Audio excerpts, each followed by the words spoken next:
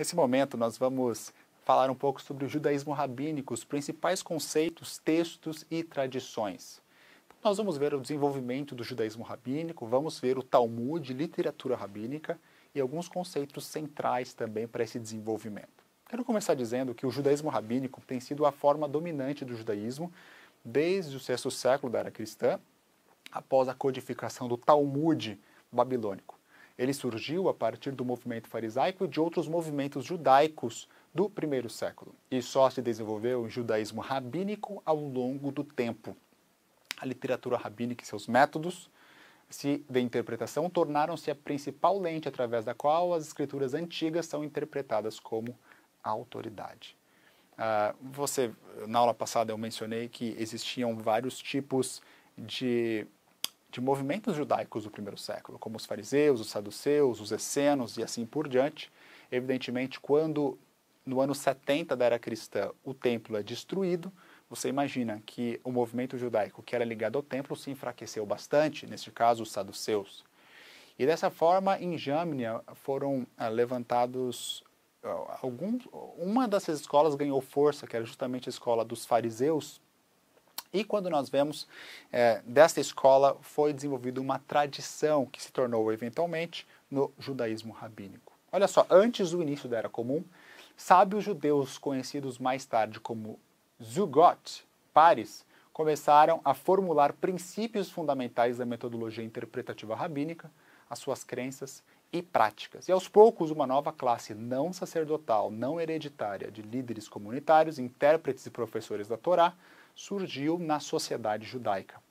Esses estudiosos, eles preencheram o vazio de liderança deixado pela destruição do templo e pelas guerras judaicas contra Roma.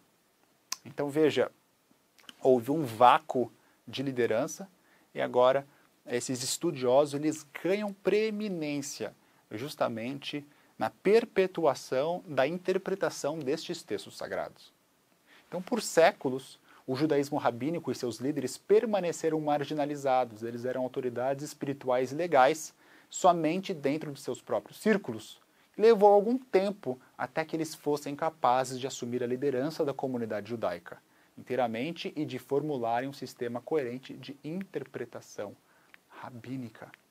É interessante nós notarmos justamente que essa interpretação rabínica ela foi uma interpretação de textos autoritativos para essa comunidade judaica. Então agora você imagina, existiam textos que eram concernentes, como por exemplo o livro de Levíticos, concernentes primariamente em relação ao templo. Mas agora o templo estava destruído. Como é que você vai utilizar esses textos de Levíticos, sendo que o templo está destruído? Ou então imagina você comigo, alguns textos de Deuteronômio, eles são condizentes às pessoas quando entrarem na Terra Prometida e começarem a plantar, são as leis agrárias. Mas agora esses judeus estavam morando no norte da África, ou então lá perto da Mesopotâmia. Como é que você vai interpretar esses textos correlacionados à terra da Palestina? Você está longe, está lá na África, você é o judeu do exílio. Então agora começa uma movimentação de reinterpretação destes textos. E aqui esse gráfico é um gráfico interessante, porque nós temos aqui as escrituras judaicas, né?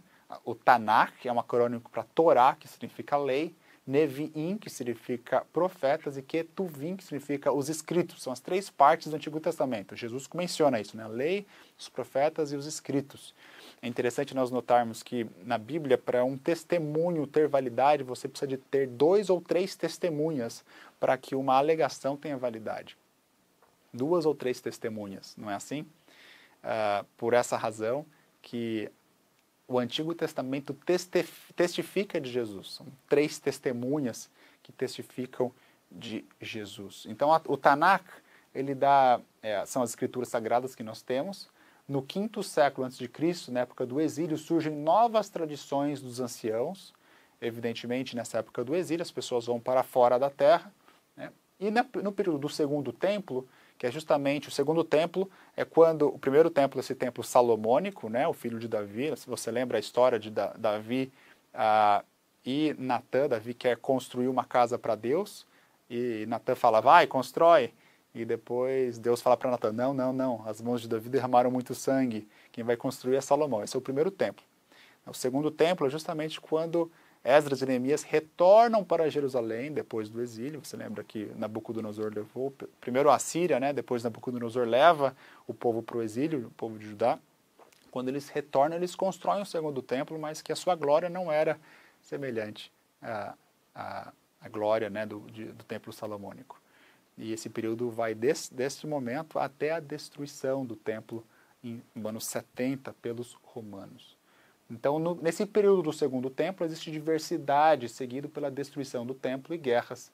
E daí, nessa sequência, desse vácuo sem templo, desse vácuo onde esses movimentos judaicos eles perdem a sua força, agora os Talmudes e o judaísmo rabínico se estende do terceiro século da era cristã até o sexto século, principalmente coletando esses vários tipos de literatura. Eu vou mencionar alguns aqui para você que você possa entender do que se trata. O primeiro tipo de literatura judaica é o Mishnah, que significa repetição. A repetição era um método de reter e conservar a tradição numa cultura, em grande parte por via oral. Então, o Mishnah é uma das mais antigas tradições judaicas e ela explica o que é a Torá. Em várias partes da Torá, do Pentateuco, fala, né? Ensina os seus filhos, inculca nos seus filhos, em Deuteronômio 6, por exemplo. E essas traduções e comentários que não foram incluídas na Mishnah por várias razões, foram separados e mais tarde colecionados sob o título de Tosefta. São as adições a essas repetições. Né? Aqui nós temos vários aspectos de ensinos da Mishnah. Nós temos, por exemplo, uma explicação sobre a oração, a alimentação e leis agrícolas. Veja, muitas dessas coisas não fazem sentido numa sociedade urbana hoje em dia, mas você tem esse tipo de explicação. Nós temos, por exemplo, sobre as festas, sobre o sábado. Quando você lê Levíticos capítulo 23, por exemplo, você vê uma série de festivais judaicos. Né? A Páscoa, que a igreja cristã adota, nós temos festa de tabernáculos, o Yom Kippur, que é o dia da expiação, e assim por diante. Nós temos sobre a família, o casamento, o divórcio, mulheres, tantos debates interessantes já desde essa época. Temos explicações sobre finanças, compensação, quando acontece um roubo, qualificando que tipo de perda acontece. Né? Nós temos explicações da Mishnah sobre coisas sagradas, como sacrifícios, que tipo de oferta, questões relacionadas ao templo. Acontece um pecado, que tipo de oferta você deve oferecer, vários tipos de ofertas semelhantes. Quando você lê Levíticos capítulo 4, você vê que mesmo na época do templo mosaico, no tabernáculo, você já tinha essa noção de sacrifícios diferenciados. E nós temos as leis de pureza também, sobre purezas e impurezas. Enfim, uma série de tradições importantes. Olha só, após o término da Mishnah, no século III, ao redor de 220 depois de Cristo, ela foi estudada e discutida por sucessivas gerações de rabinos nas academias em Israel e na Babilônia, no exílio. Cada grupo compilou extensos comentários na Mishnah por conta própria, chamados Gemara, que significa estudo em aramaico e conclusão em hebraico. Essas academias criaram os dois Talmudes, o de Jerusalém e o da Babilônia. Então, o que é esse Talmud? Ele significa aprendizado ou instrução. É uma combinação da Mishnah com base e a versão da Gemara. Tá bom? Então nós temos aqui essa composição de livros judaicos, de literatura judaica, que vai ser interessante justamente para que nós possamos entender como esses textos, que são textos bíblicos, agora, com o tempo, eles foram reapropriados e reinterpretados baseado na sua própria situação histórica. Quer ver um exemplo, uma analogia? Pensa, por exemplo, Ellen White. Evidentemente, Ellen White é uma profetisa. Então, a gente entende que é um profeta reutilizando outros textos proféticos. Mas pensa como Ellen White aplica, por exemplo, um texto da Bíblia, que é um texto de 2, 3 mil anos anterior a ela, aplicando a sua própria realidade. Eu estava lendo Testemunhos para a Igreja, volume 3, ontem à noite, e lá ela estava aplicando a relação de Moisés e Arão, a relação da liderança da Igreja Adventista logo nos primórdios. A forma como Moisés era firme, e Arão, por ser muito cortês e muito solícito, ele se acomodava ao pecado das pessoas. Então veja, é um pulo, na verdade, é uma reinterpretação. E aqui na literatura rabínica você vê exatamente isso. Essas leis, essas instruções sendo reinterpretadas na sua noção. Vamos falar um pouco sobre Midrash agora. O Midrash é uma literatura rabínica que pode ser dividida em duas categorias principais. O Halakha, que significa andar, né? Ou essa lei, é a parte legal, e o Haggadah, que significa narrativa, são as histórias. E Talmud contém ambos, tanto o Halakha quanto o Haggadah. Então é interessante, o Halakha são textos jurídicos e o Haggadah são histórias, narrativas. E você vai ver que essa forma de ter lei e história, ela é uma atribuição que vem justamente de como as próprias escrituras funcionam. Então, por exemplo, quando você lê Gênesis 22, tem a história de Abraão e Isaac, né? o Akedah, o amarramento de Isaac. Isaac nunca foi morto em sacrifício, Abraão apenas, né, amarrou Isaac. Você veja que é uma narrativa, em nenhum momento o narrador desta narrativa declara um juízo de valor e fala: Abraão, está errado você matar o seu filho, né? Então, nesse corpo você tem apenas uma narrativa, mas evidentemente você vai para Êxodo, vai para Levíticos, Deuteronômio, você vai ter um corpo legal que fala: não matarás.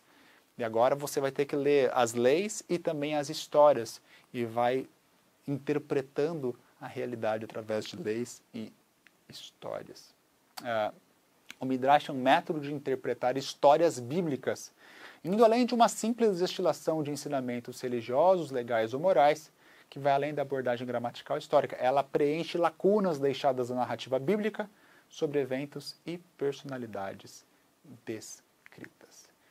Eu acredito que é o suficiente.